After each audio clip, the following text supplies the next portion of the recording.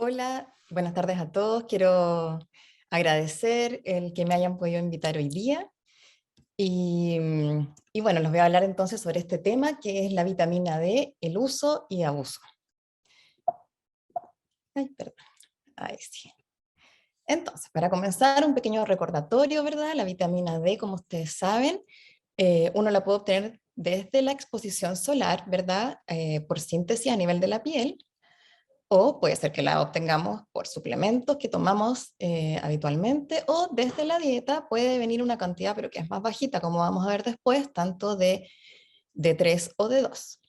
Una vez entonces que nos llega de una de estas tres fuentes, pasa entonces a la circulación y ahí se produce la primera hidroxilación que es a nivel hepático, a nivel 25, y se forma la 25 hidroxivitamina D. Y esta es la que solemos medir nosotros los niveles, porque si se fijan acá, la vida media de la 25-hidroxivitamina D es de 15 a 22 días. Es más larga que la de los otros metabolitos, entonces hace más fácil su medición. Una vez que se formó la 25-hidroxivitamina D, entonces después se hidroxila en una segunda posición, ¿verdad? Se forma la 1,25-hidroxivitamina D a nivel renal, y esta es la forma activa de la vitamina D. La vida media, eso sí, de la 1,25 es mucho más cortita, si se fijan, solo 15 horas, por lo que hace mucho menos práctica la medición. Y esta es la vitamina que va a permitir que a nivel intestinal tengamos nuestra absorción de calcio y fósforo. Entonces, ¿cuáles son las fuentes de vitamina D? Como conversamos recién, está la exposición solar, pero no es tan simple como suena, porque el tiempo de exposición necesario para tener niveles suficientes va a ser variable y va a depender de factores como, por ejemplo, la edad. Va a disminuir la síntesis a medida que va aumentando la edad. Además, la pigmentación de la piel también juega un rol. Mientras la piel es más pigmentada, es menos eficiente en sintetizar vitamina D. También tienen un rol los ángulos de los rayos solares y la latitud en que estamos cuando recibimos estos rayos. Y se inhibe la síntesis con el uso de bloqueador solar, lo que es un dato súper importante, ¿verdad? Porque la exposición solar sabemos que aumenta el riesgo de cáncer de piel y por lo tanto cada vez, ¿verdad? Recibimos más pacientes que ya no se van a exponer al sol sin bloqueador solar. Ay, perdón. Y la otra fuente, ¿verdad? Son los alimentos, que van a ser los pescados grasos, como por ejemplo el aceite de bacalao, el salmón, algunos lácteos, pero la verdad es que los lácteos, esta es una vitamina entonces que va a estar en la grasa, entonces si los lácteos son descremados ya no van a contener vitamina D. La yema del huevo, pero saber que contiene poco, son como 40 unidades, o sea que no es una cantidad alta la de la dieta, es una cantidad que si bien estos son los alimentos más altos, igual no es una dosis tan elevada la que uno recibe, por lo que en general no alcanzan a suplir los niveles de la vitamina D que necesitamos para tener suficiencia. Y por eso muchas veces entonces tenemos que ocupar los suplementos. ¿Y por qué es importante la vitamina D? Lo que está muy bien, ¿verdad?, estudiado y es claro es el efecto que tiene en la salud ósea. Es necesaria para la absorción, como hablábamos recién, del calcio y el fósforo desde la dieta. Por lo tanto, si no está, nosotros para poder mantener un calcio normal en sangre vamos a tener que recurrir a aumentar nuestra aparato hormonal, lo que va a sacar el calcio del hueso y va a disminuir en el tiempo nuestra masa ósea.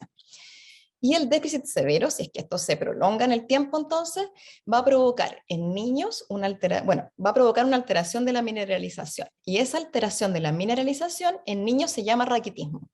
Eso lleva a fracturas patológicas, a alteraciones dentales, deformidades de la extremidad porque no puede crecer bien el hueso y hay signos radiológicos característicos.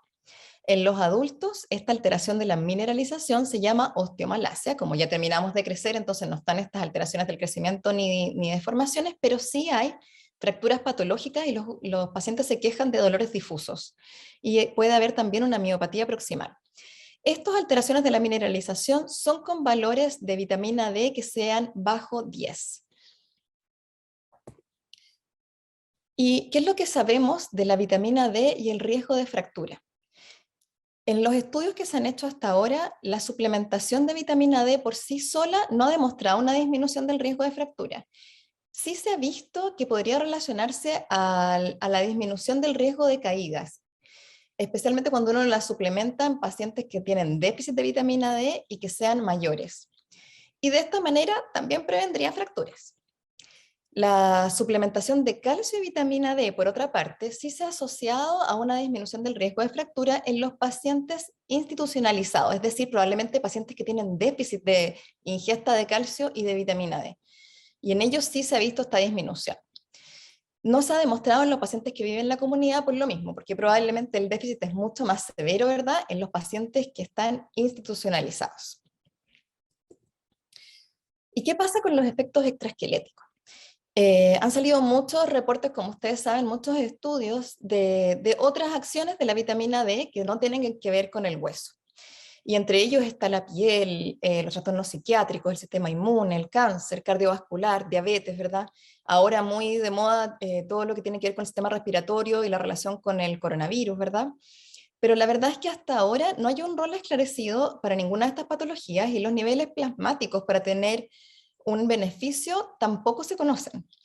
Lo único que podría tener un poco más de relación, ¿verdad?, es las enfermedades autoinmunes, pero también todavía no está muy claro cómo funciona esto y cuáles son los niveles ideales. Lo que sí sabemos es que por ahora no se ha demostrado que la suplementación disminuye la incidencia de cáncer, ni que disminuye la incidencia de diabetes, ni que disminuya los eventos cardiovasculares, pero tampoco ha demostrado que los aumente, tampoco ha aumentado las calcificaciones vasculares. Así es que también hay que pensar que cuando uno mide vitamina D en otras patologías, son pacientes que muchas veces van a tener comorbilidad y por lo tanto puede ser que también tengan déficit porque se tienen menos, ¿verdad? Que tengan más riesgo de tener déficit de vitamina D y por lo tanto ellos van a tener más beneficio de suplementarse porque el déficit va a ser mayor. Que es lo mismo que pasaba cuando yo les mostré la diapositiva de los pacientes institucionalizados. ¿Y cuál es nuestro rango entonces normal de vitamina D? ¿A cuánto queremos llegar? El rango de normalidad de esta vitamina, la verdad es que aún hay bastante discusión sobre cuál es. Y si se fijan acá, estas son distintas sociedades científicas que cada una tiene su rango de normalidad diferente.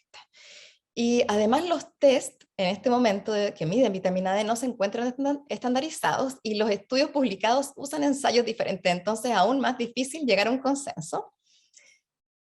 Pero, aunque no hay un valor universal, sabemos, y, y ahí sí hay estudios, que niveles menores de 12 o 10 sí se alteran, como les decía yo, con trastornos de mineralización, así que esos tenemos que corregirlos sí o sí. Y sí sabemos, ¿verdad?, también, que ahí ya la evidencia es un poco más escasa, pero que tenemos que evitar los valores de menos de 20. Y lo más aceptado es un nivel de vitamina D que sea igual o mayor de 20 nanogramos por ml. En las pacientes sanas, entonces, un nivel de 20 o más se considera normal.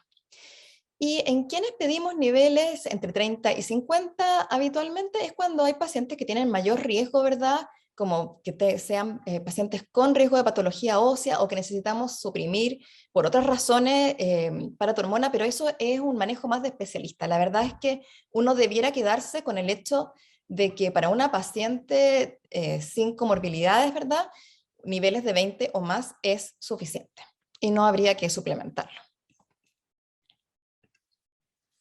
Entonces, cuando solicitamos los niveles de vitamina D, no está recomendada la medición de rutina de esta vitamina en población sana, pero sí lo vamos a medir entonces en los pacientes que tengan riesgo de tener déficit de vitamina D, como por ejemplo, con lo que hablábamos recién, pacientes que tengan raquitismo, osteomalacia, osteoporosis, fragilidad ósea, que hayan tenido fracturas a repetición, síndromes de mala absorción, que tengan hiperparatiroidismo, que también afecta al hueso, ¿verdad?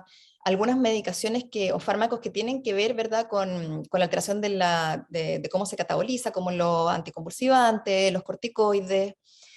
Y también en pacientes de edad avanzada, ¿verdad?, los pacientes que sabemos que pueden tener más riesgo, como los pacientes institucionalizados, debiéramos en ellos tal vez enfocar nuestra búsqueda dirigida. El estudio que hay en la Encuesta Nacional de Salud del 2016 al 2017, esto es un subgrupo de pacientes en que se midió vitamina D de 65 años y más, se ve que casi el 60%, ¿verdad?, tienen valores bajo 20, que es el valor al cual nosotros queremos tener, al que queremos llegar. Y entonces, si ustedes se fijan acá, incluso el 20% llega a valores menores de 12. que son los que tenemos que evitar porque pueden causar, ¿verdad?, un trastorno de la mineralización del hueso. Y cuando hacemos en esta misma encuesta, ¿verdad?, se hizo un análisis ahora por regiones del país. Se ve que en estos pacientes que son mayores de 65 años, ¿verdad?, el déficit es bastante alto ya desde el norte, que llega a un 40%, estamos hablando de niveles bajo 20, pero incluso en el sur de Chile puede llegar a un 80%. Así es que hay que tener ojo porque es algo que es bastante prevalente, especialmente hacia el sur, en los pacientes mayores. Y, como bien dice la charla, ¿cuáles son los riesgos del exceso de la suplementación de esta vitamina? Niveles de vitamina D mayores de 100 nanogramos por ml se pueden asociar a hipercalcemias, pero la toxicidad, la verdad es que es rara, se puede ver con más de 100, pero incluso en general son niveles mayores de 100, para provocar la hipercalcemia y la toxicidad. Ahora, lo que sí sabemos es que el beneficio de esta vitamina es en una U en el fondo. Cuando hay déficit es malo, pero cuando hay exceso también. Y también se ha visto entonces que dosis mayores de 4.000 o 10.000 al día, en comparación con dosis de 400 unidades al día, se han asociado a disminución de la densidad mineral ósea y también a más episodios de hipercalciuria y de hipercalcemia, aunque han sido leves y transitorias. Pero de todas maneras sabemos entonces que el beneficio va a ser con esta dosis intermedia y no con las dosis tan altas. ¿Qué pasa además con las dosis altas e intermitentes, los bolos de vitamina D? En los estudios que se han hecho, la verdad es que es controversial, pero se han relacionado a aumento de caídas y de fracturas en adultos mayores. Por lo tanto, nuevamente se describe este beneficio en U. El déficit se asocia a más caída en los pacientes mayores, pero también las dosis de más de 4.000 perderían esta protección anticaída. Por lo tanto, también deberíamos evitar la suplementación. Y la evidencia, la verdad es que no es tan clara porque los estudios han usado dosis diferentes, los preparados han sido distintos, las frecuencias de administración también, los bolos también, ¿verdad? Y el objetivo del estudio también, pero la verdad es que se ha visto este tema en el fondo, como les puse yo acá, en varios de los estudios. Por lo tanto, intentamos evitar estas dosis mayores, ¿verdad? Y no dejar estos bolos muy espaciados que podrían asociarse entonces a menos beneficio e incluso a problemas. Y les quise mencionar el calcifediol porque es ¿verdad? un compuesto nuevo que ya está disponible en Chile, que cada vez se está usando un poco más. Aquí lo que tenemos son las cápsulas de 0,266 miligramos, ¿verdad? Aquí les puse lo que encontraron en un estudio que es del año pasado. Este es un estudio que se hizo, este es lo más completo que encontré sobre el calcifediol. Y lo que veían ellos era comparando calcifediol de esta misma dosis que tenemos nosotros, ¿verdad?, mensual, con colecalciferol, que es el que usamos más habitualmente, 25.000 unidades mensual. Y ellos lo que vieron es que llegaban más rápido, en el fondo, a la dosis normal de vitamina D. No habían diferencia en cuanto, este fue un seguimiento que está recién hasta hace 4 meses nomás de uso. Van a extender, este estudio sigue y quieren hacer 1 año, pero todavía no está ese resultado. Pero hasta ahora se ha visto que logra normalizar niveles de vitamina D antes que el otro, pero la verdad es que no ve como un beneficio en el largo plazo, digamos.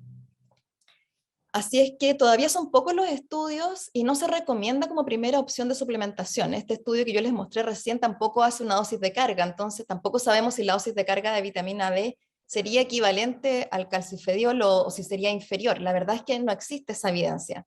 Y como tenemos menos evidencia, entonces todavía no es lo más recomendable en esa situación. Tal vez en el manejo de especialidad uno pensaría en cuando hay un trastorno de absorción o en pacientes como más seleccionados.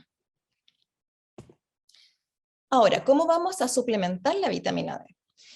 Como ya vimos que tal vez la administración en bolos puede tener menos beneficio, vamos a intentar dejarla diaria o semanal. En pacientes mayores o institucionalizados vamos a intentar dejarla diaria y siempre evitando entonces estas dosis más altas de 4.000 o más unidades al día, que en pacientes que no tengan problemas de absorción, porque vemos que además pierde un poco de su beneficio con estas dosis tan altas. Por lo tanto, en población sana que tenga niveles de 20 o más de nanogramos por ml de vitamina D, no va a ser necesario suplementar.